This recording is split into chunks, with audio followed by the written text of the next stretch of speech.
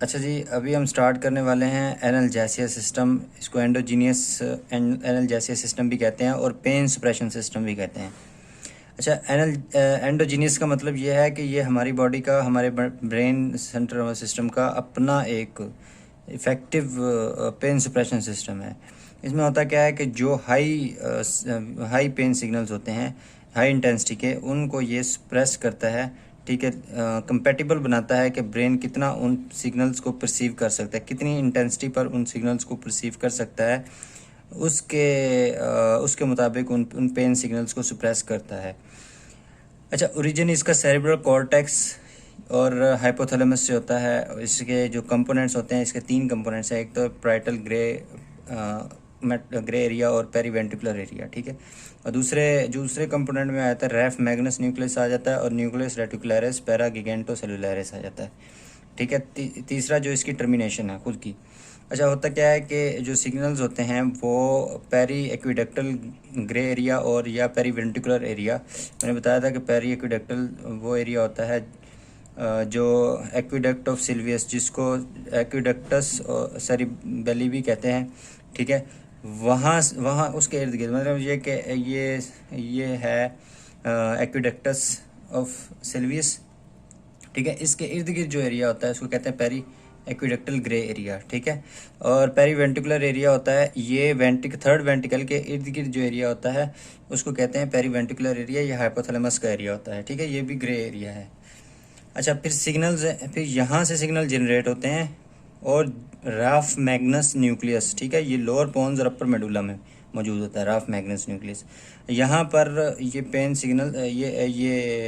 Suppressing signals terminate होते हैं Ralph magnus nucleus के अंदर, ठीक है। फिर न्यूक्लियस रेटिकुलरिस पैरा गिगेंटोसेलुलरिस, ये जो मेडुला ऑब्लोंगेटा होता है उसके लेटरली मौजूद होता है, ठीक है, ये न्यूक्लियस। यहाँ पर ये दोनों न्यूक्लियस में ये सिग्नल्स टर्मिनेट होते हैं, ये फाइबर्स टर्मिनेट होते हैं, यानी कि from higher centre of the brain these fibers are originating and they are terminating subsequently in the rough magnus nucleus and nucleus reticularis para gigantocellularis.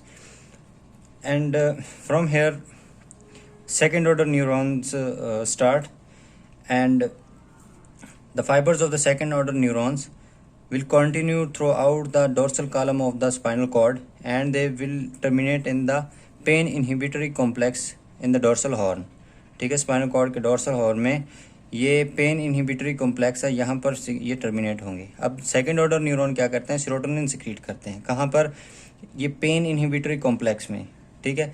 ये सेरोटोनिन, ये दो एंकिफेलिन और सेरोटोनिन, ये दो एक ऐसे सब्सटेंसेस हैं, ठीक है, ये जो मोस्ट इफेक्टिवली और मोस्ट प्रोबेबली ये एनाल्जेसिया सिस्टम में यूज़ होती हैं, ठीक है, यहाँ पर प्रेजेंट हैं एनाल्जेसिया सिस्टम में। और ये सेरोटोनिन क्या करता है कि एंकिफेलिन को सिक्रीशन करवाता है, एंकिफेलिन की। फिर ये इस एंकिफेलिन क्या करता है कि जो मैंने पहले बताया था कि पोस्टीरियर हॉर्न है, जो डोर्सल हॉर्न है, ठीक है, ग्रे मैटर है उसका स्पाइनल कॉर्ड का, वहाँ पर सिनेप्सेस बनते हैं। जैसे कि मैंने पहले बताया था कि न्यूक्लियस मार्जिनलिस में, और फिर उसके बाद मैंने बताया था कि जो फर्स्ट फोर्थ फिफ्थ और सिक्स्थ जो लेमिनाई होते हैं उसमें न्यूक्लियस मौजूद होते हैं, ठीक है, सेंसरी न्यूक्लियाई मौजूद होते हैं। वहाँ पर जो पेन फाइबर्स होते हैं वो टर्मिनेट होते हैं। सी टाइप पेन फाइबर जो कि नॉन माइलिनेटेड होते हैं, और ए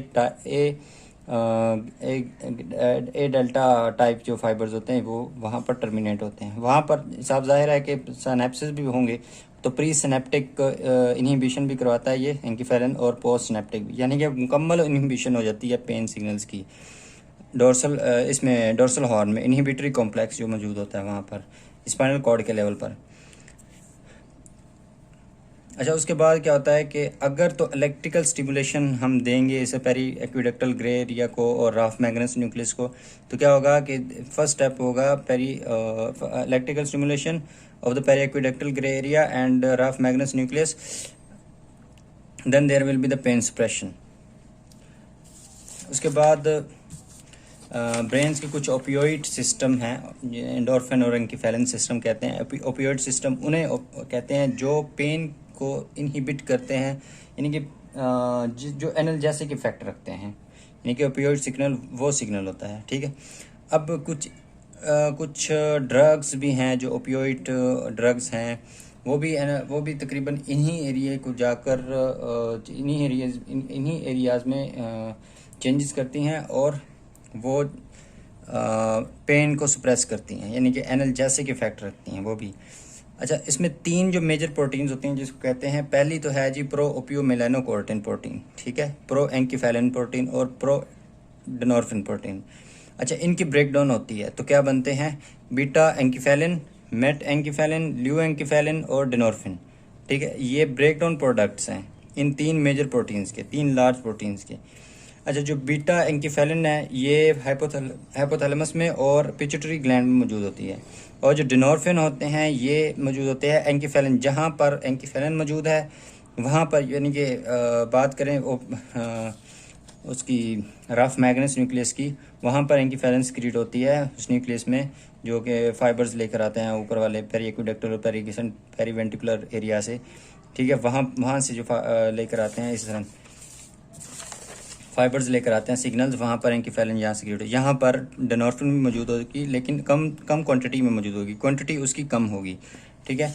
अच्छा, पेन जो एक तो ये तो था कि ब्रेन का जो एनाल्जेसिया सिस्टम था, ठीक है। अच्छा, कुछ होता यह है कि पहले मैंने बताया था कि जितने भी टेक्टाइल सिग्नल्स हैं ना, टेक्टाइल सिग्नल्स की जो फाइबर्स हैं, टेक्टाइल सिग्नल मैकेनो रिसेप्टर से जो सेंसरी इंफॉर्मेशन लेकर जाते हैं, वो टाइप ए बीटा फाइबर्स होते हैं जो सेंसरी सिग्नल्स लेके जाते हैं मैकेनो रिसेप्टर से। अच्छा, अगर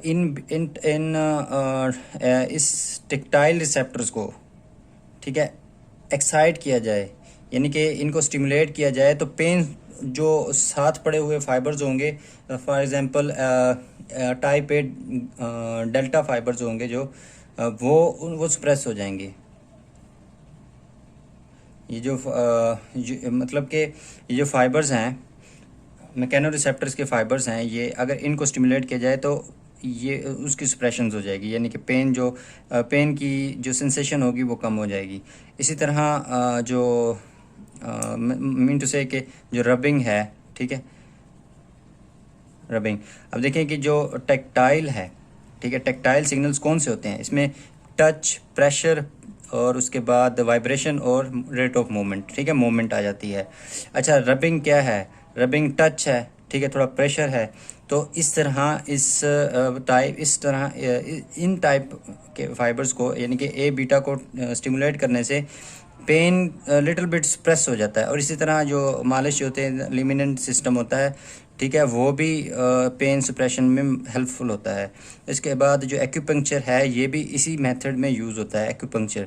उसमें भी जो टेक्टाइल रिसेप्टर्स हैं उनको स्टिमुलेट किया जाता है ताकि पेन की जो सप्रेशन होगी, जो फाइबर्स, यानी कि इस तरह के फाइबर्स जो पेन सिग्नल्स लेकर जाते हैं उनकी सप्रेशन हो जाएगी, सी टाइप और जो ए डेल्टा फाइबर्स हैं उनकी। अच्छा, तो कुछ फिर इस तरह इलेक्ट्रिकल स्टिमुलेशन से भी पेन सिग्नल्स को सप्रेस किया जाता है, जिस तरह हमने इंटरलेटरल सिस्टम में पढ़ा कि जो पेन होता है वो जाकर इंट्रालेमिनर न्यूक्लियाई जो होते हैं वो थैलेमस के वहाँ पर जो most of the pain fibres होते हैं वहाँ पर जाकर टर्मिनेट होते हैं। अच्छा, अब अगर उनको फाइबर्स के फॉर एग्जांपल इंट्रालेमिनर न्यूक्लियाई है, यहाँ पर हम इलेक्ट्रिकल स्टिमुलाई देंगे, यहाँ पर तो पेन फाइबर्स टर्मिनेट हो रहे हैं। अब इलेक्ट्रिकल स्टिमुलाई से पेन फाइबर्स यहाँ पे इनहिबिट हो जाएंगे, ठीक है। अब यहाँ पर भी pain fibres inhibit, for example ये मैं सिर्फ इंट्रालेमिनर न्यूक्लियाई की बात नहीं कर रहा, मैं कलेक्टिवली बात कर रहा हूँ जहाँ पर पेन फाइबर्स टर्मिनेट होते हैं। और जो पेरी एक्विडक्टल और पेरीवेंटिकुलर एरिया है जहाँ पर पेन सप्रेशन सिस्टम के फाइबर्स टर्मिनेट होते हैं, ओरिजिनेट होते हैं, वहाँ का अगर स्टिमुलस, वहाँ पर इलेक्ट्रिकल स्टिमुलेशन दी जाए, जिस तरह के हमने पहले एक एक्सपेरिमेंट पढ़ा, ये वाला एक्सपेरिमेंट, कि इलेक्ट्रिकल स्टिमुलेशन देंगे तो पेन सप्रेशन होगा पेरी एक्विडक्टल ग्रे एरिया की और राफ मैग्नस न्यूक्लियस की, ठीक है। और इसी तरह बाकी एरियाज की को जैसे इंटरलैमिनर न्यूक्लियाई है, पैरावेंटिकुलर न्यूक्लियाई और पेरी एक्विडक्टल न्यूक्लियाई रीजन जो होते हैं, यहाँ पर अगर इनके स्टिमुलेशन देंगे इलेक्ट्रिकल स्टिमुलेशन, यहाँ पर भी पेन सप्रेशन में काफ़ी हेल्पफुल एक सिस्टम होता है।